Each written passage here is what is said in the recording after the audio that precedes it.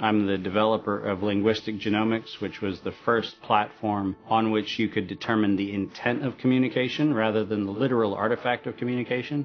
But we've also used that technology for a number of other applications in defense and intelligence and finance, and most notably in the early 2000s, my company was responsible for bringing down what was at the time one of the largest tax frauds in U.S. history.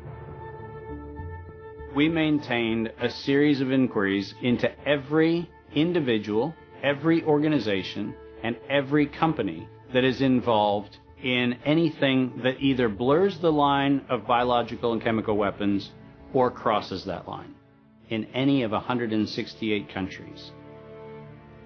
In 1999, there were 1 million patents digitized by IBM, and those 1 million patents were the first time human innovation had been put into an electronic digital searchable format. We took that information and we did a very simple exercise using our linguistic genomics technology, where I made the horrific assessment that approximately 1/3 of all patents filed in the United States were functional forgeries, meaning that while they had linguistic variations, they actually covered the same subject matter. In 1999, patents on coronavirus started showing up, and thus began the rabbit trail. March 2003. Panic grips Hong Kong as a deadly new virus sweeps through the city. In 2003, the Center for Disease Control saw the possibility of a gold strike, and that was the coronavirus outbreak that happened in Asia. They saw that a virus they knew could be easily manipulated was something that was very valuable, and in 2003 they sought to patent it. And they made sure that they controlled the proprietary rights to the disease, to the virus, and to its detection, and all of the measurement of it.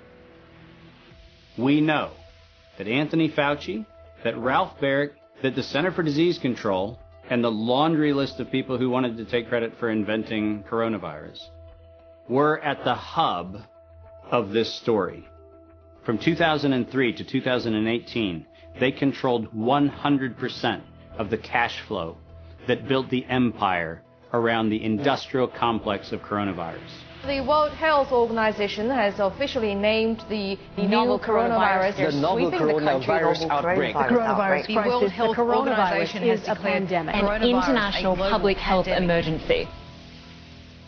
While we know that the coronavirus manipulation started with Dr. Ralph Baric in 1999. The major characteristics of SARS, MERS, and SARS coronavirus 2. It's a good way for you. Ralph Baric is the researcher at the University of North Carolina, Chapel Hill, who's famous for his chimeric coronavirus research. In 2002, there was a recognition that the coronavirus was seen as an exploitable mechanism for both good and ill. On April the 25th, 2003, the U.S. Center for Disease Control filed a patent on the coronavirus transmitted to humans.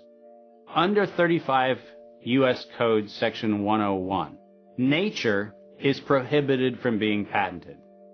Either SARS coronavirus was manufactured, therefore making a patent on it legal, or it was natural, therefore making a patent on it illegal. If it was manufactured, it was a violation of biological and chemical weapons, treaties, and laws. If it was natural, filing a patent on it was illegal.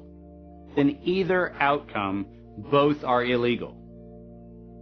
In the spring of 2007, the CDC filed a petition with the Patent Office to keep their application confidential and private. They actually filed patents on not only the virus, but they also filed patents on its detection and a kit to measure it.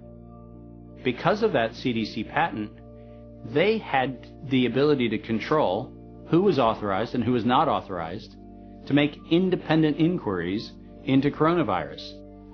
You cannot look at the virus, you cannot measure it, you cannot develop a test kit for it. And by ultimately receiving the patents that constrained anyone from using it, they had the means, they had the motive, and most of all, they had the monetary gain from turning coronavirus from a pathogen to profit. Developing and owning a coronavirus vaccine has become a biotech arms race with political overtones. This vaccine gold rush is starting to bother me. Gold rush. Let's keep that in mind. And so somewhere between 2012 and 2013, something happened.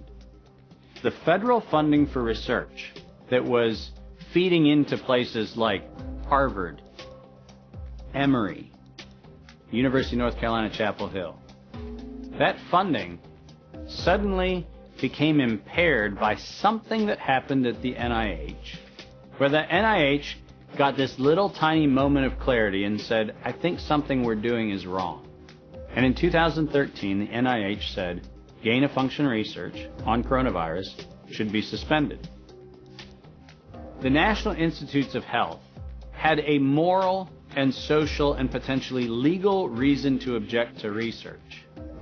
But the letters that were sent to the researchers essentially said, you are receiving notice that we're telling you to stop.